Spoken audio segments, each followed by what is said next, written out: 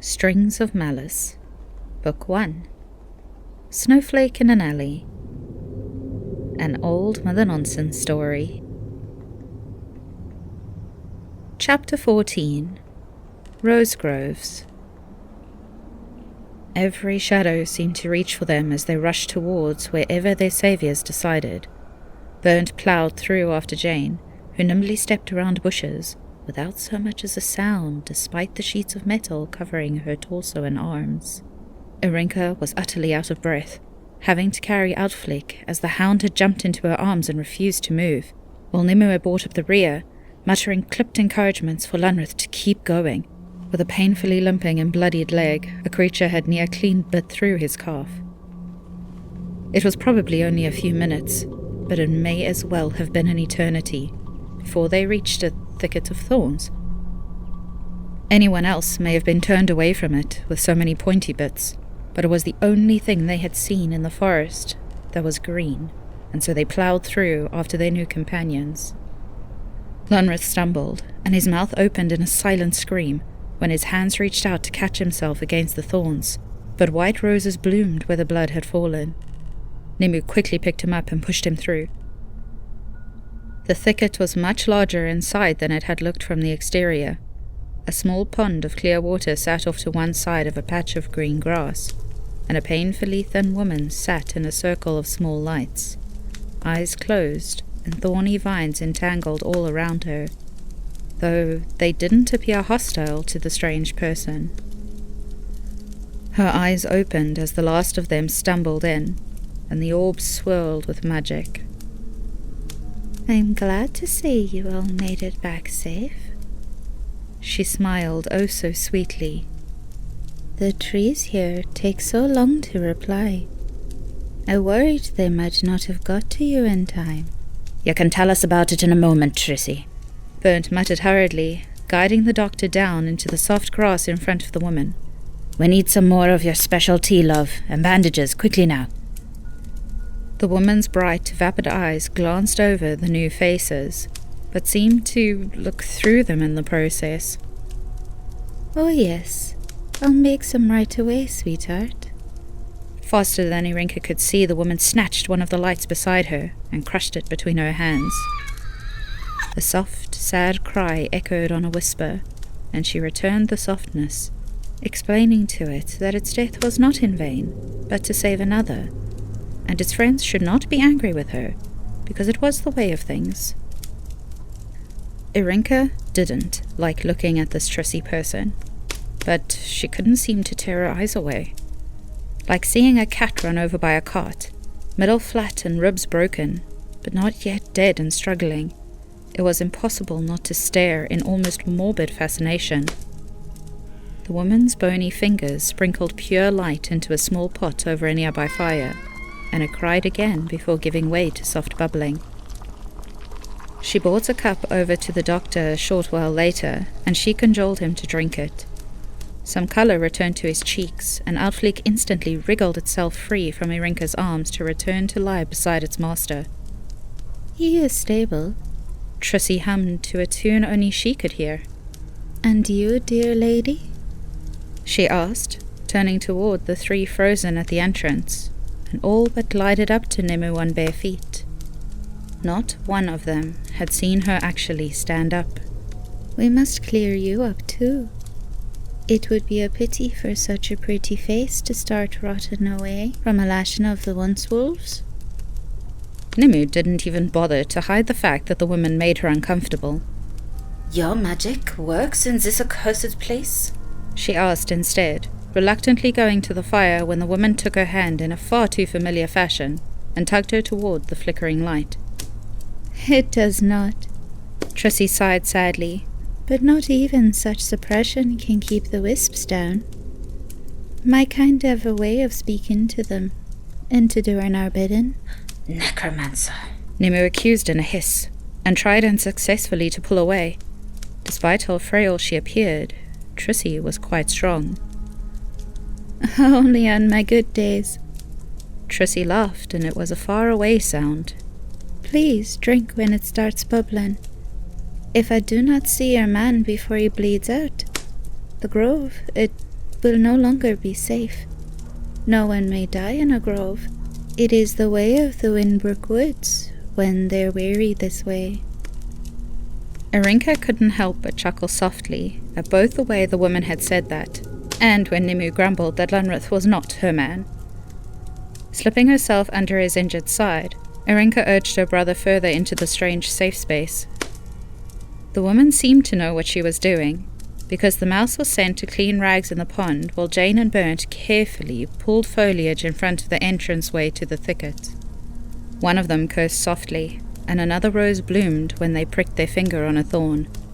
Trissy stopped Nimue from tossing her tea out, with worried threats of maggots setting in to leave her face less than a skull. Lunrith was patched up, and another wisp was captured, crushed and sprinkled into his wound. His eyes rolled back in his head, and he passed out when the shredded gash in his calf began visibly knitting itself back together. Irinka worried as his body twitched and shook, but she helped Trissy hold him down until the convulsions stopped, and his breathing returned to a normal, if slightly ragged rhythm. You seem surprisingly well, for one covered in so much blood. Trissy noted, finally getting around to looking the mouse up and down. Are you one of the trees too? She asked, a keenly eager smile coming to her face, and she reached out to touch the girl's hair delicately. Am I No! Irinka returned confusedly, trying desperately not to flinch. No, I'm not a tree. I think you'd make a pretty tree. The woman insisted, her eyes looking straight through the girl and into another realm entirely. I think crabapple would suit you just so. Small fruit in summer and pink flowers in spring. Yes, I think I'd like you best as a... Burnt hummed from behind them and picked the woman easily up into his arms to kiss her cheek warmly. The girl made her first kill today. She don't need you asking her strange questions.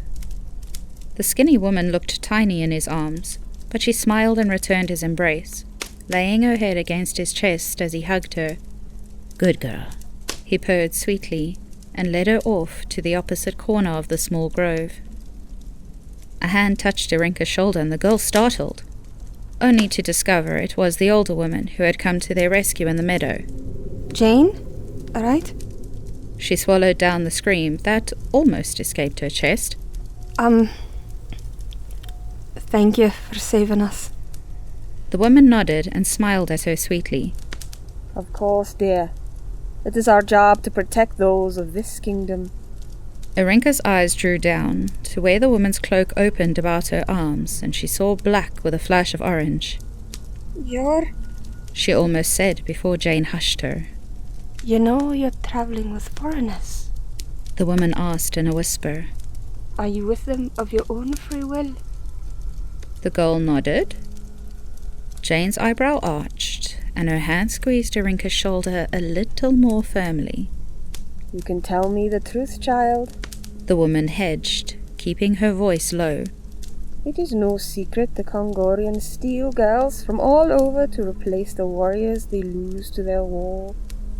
Irinka's eyes widened in alarm, but she nodded again and pointed directly at Lunrith's still form. He's my brother. Jane looked at her in the way a cat might decide if an insect were poisonous or not before eating it, but she eventually seemed satisfied with the answer.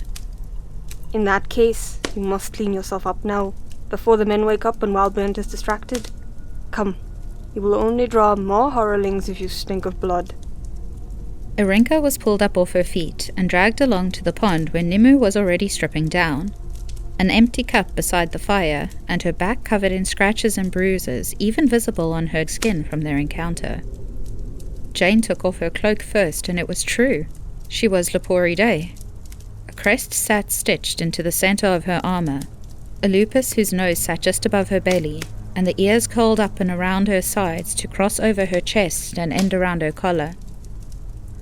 I'm getting too old for this, she grumbled, forcing the now staring girl to look away, and not to watch the older woman undress. Gods above and below, wouldn't that be embarrassing? So, what brings you into the Winbrook Woods? She asked. Far as I knew, the Crown had it closed off from every direction. We left just before the roads closed. Nemu offered as explanation. If Irinka hadn't been travelling with her a while, she may have missed the suspicious undertone in the otherwise calm voice. What about you? Sent in to clean the mess up. Again. Jane answered with a huff as she pulled off her boots. Thought we did it right the last time, but apparently not. Last time? Irinka asked curiously, fidgeting with a piece of hard chitin that made her belt loop stick. Yes, this has happened before. Jane let out a long breath and started on her armour. You would think that removing a demon from the heart of the forest would have been as final as it got. Trees grew back, animals returned, and everything. Maybe this place is just cursed. I don't know. Thank the gods the groves are still here. They saved our skins more than once before. Doesn't seem all that safe to me. Irinka returned, quickly stepping into the water and submerging herself up to her neck. This place takes blood to make flowers bloom. Sketchy. The old woman laughed as she joined them in the water. Ah, clever little thing, aren't you? She smiled. Yes, it is rather odd. We were going to figure them out after we dealt with the demon, but we couldn't find them again, you see. The local hunters in both the north and south had never seen them before or after. So we gave thanks to Rowena for gifting us sanctuary in this desecrated place and called it a day. Is this the reason the shields went up again? Nemu asked, ever one to get straight to the point. How long did it take to clean up last time? Well, foreigner. Jane sighed contentedly as she leaned against the side of the pool, though the way she said foreigner was a tad vile. Last time it took years. If you had places to go and people to see, I'm afraid you're fresh out of luck. We're headed to Kalaika. Irinka jumped in before Nemu could bring out her sharp tongue and get them kicked out of what might be the only protected place for kilometers. My grandfather is expecting us.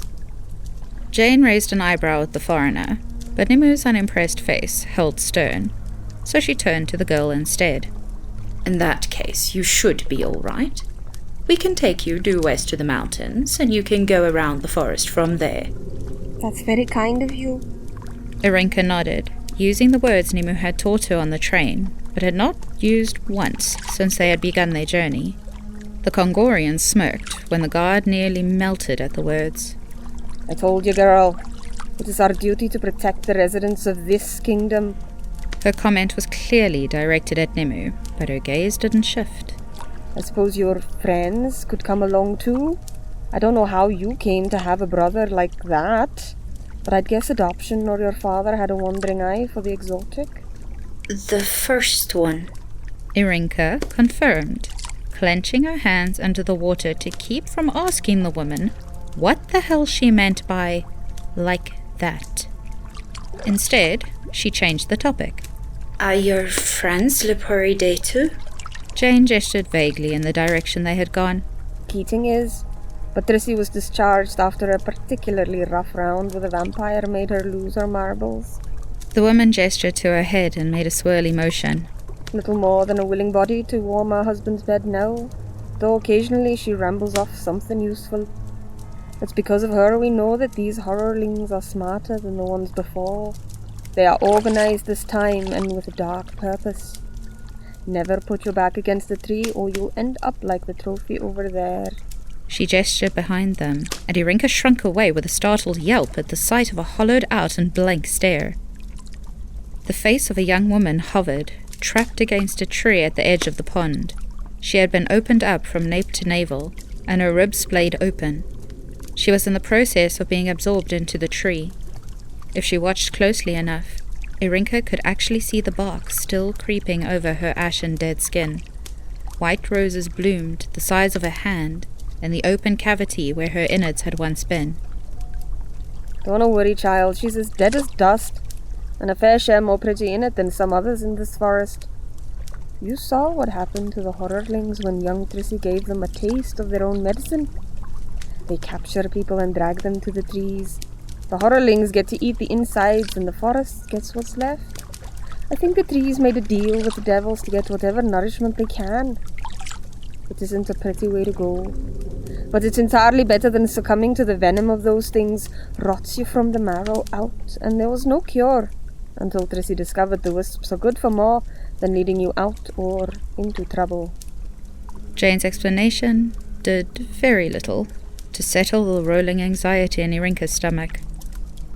You seem to rely a fair deal on your crazy woman. Nimue hummed conversationally, making a show of not being distracted by the body as she ran her hands over her arms to wash herself. Aye, these times are crazy for her.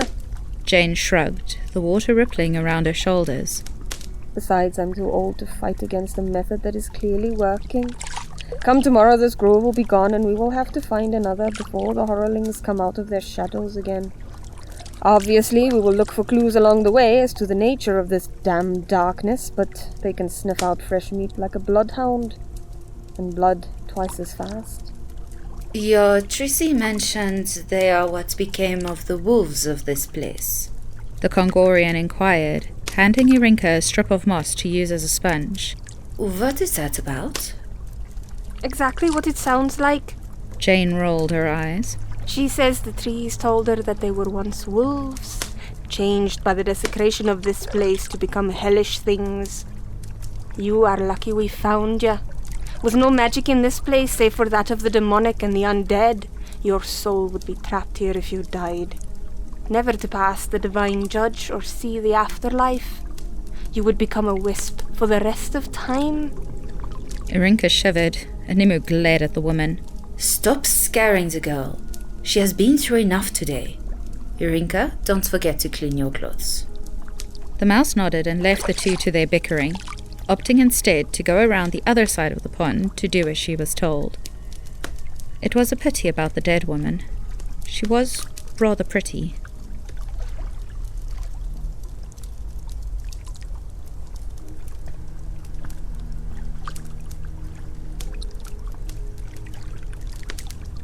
By the time Lunrith woke, true darkness had fallen, and only the soft glow of the wisps and roses gave off any light. Burnt had returned with the woman who had healed them, and he had been unceremoniously stripped and carried to the pool where the doctor was back in alarmingly good spirits. The spindly woman joined them and washed the large man, who Lunrith soon learned was her husband, while he explained the agreement that Nimue had come to with his commander. They were to be escorted as far as the edge of the forest on the mountainside, and from there, they were to make their way down to Kivia, then cross over the plains of Rasoria. After learning that Nimue was a priestess of Cathor, Jane had been ever so slightly less prejudiced to her race, being a woman of faith herself, and had given them a coin, which they could use to enter the library, and request the wizard there to send them on to Kaleka by way of magic circle. Dr. Cascaras explained Lunrith's lack of voice, and Trissy was insistent that a teaspoon of honey a day would fix him right up. It was at that point that Burnt excused them and told Lunrith, in no uncertain terms, that he was not to put any weight on his leg until the morning. His large hands covered his humming wife, as they exited the pool and returned to a small bed of leaves they had built for themselves. What a strange creature she is, the doctor commented softly, after the two were out of earshot. I'm not sure I would have kept her after her mind had been altered so. She seems more like a child than I would be comfortable calling wife. Lunrith glared at the man for his opinion, but the doctor continued. Just look at her, making flowers bloom only to put them in his hair before bed. She is young in the head. Regression, I believe it is called. Utterly irreversible, unfortunately. He sighed. No, I do not envy our new friend.